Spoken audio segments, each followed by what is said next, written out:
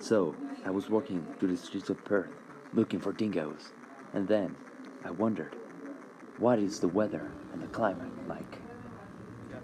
So, I walked up to a local citizen and asked him some questions. Hello, local citizen. Hello there. Tell me about the weather of Perth. Well, so as you know, the latitude is negative 31.953004, and the longitude is 115.8576093. So you know what that means with the weather, obviously.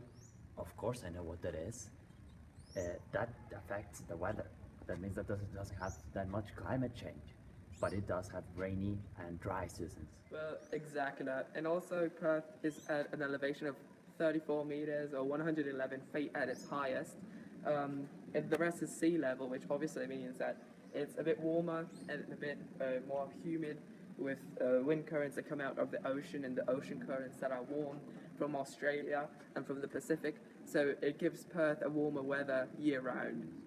Also, Perth has variations in temperature and precipitation per month, also in the amount of average days with sunlight per month, as you can see in this and this graph. Here you can see a graph showing the average hours of sunlight per day per month in Perth. The highest is 13 hours, and it's quite a lot, as Perth is quite a sunny city.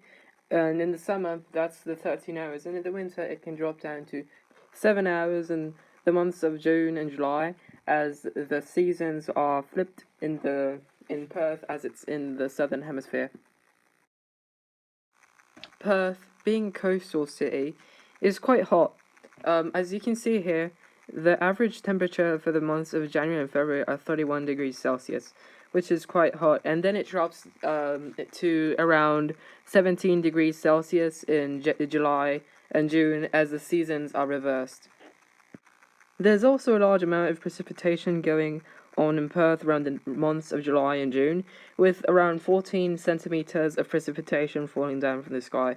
There is no snow, however, year-round in Perth, as the seasons aren't that defined, and there's just a drier and a wetter season. Also, if you want to swim in the ocean in Perth, the conditions are quite favourable, as the average ocean temperature is around 20 degrees Celsius. However, beware of sharks. There's been an unusually large amount of shark sightings in Perth this year, and also in the past 12 months in Western Australia, there's been 5 fatal shark attacks. Perth is also quite the sunny city. As you can see here, this is one of the few days that it's actually cloudy. The month with the most cloudy average days is June, with 14 to 15 cloudy days. And well, I've also noticed that in Perth, there's not much landforms, there's no mountains, there's no valleys. It's really lame. That's right. As you can see, Perth is quite flat and plain. It doesn't really have any mountains, which allows Perth to have a lot more of wind, which brings down the temperatures a bit.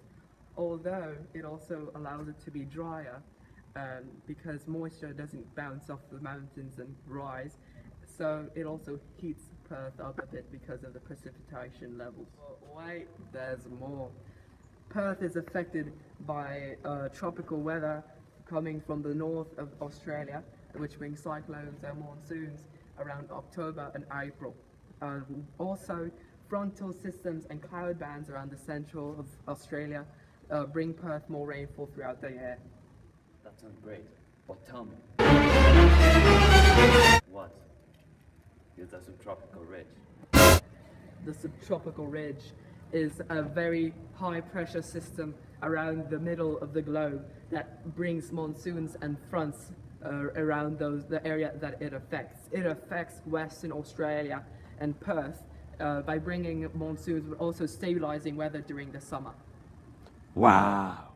Farewell, mate, and watch out for that dingo.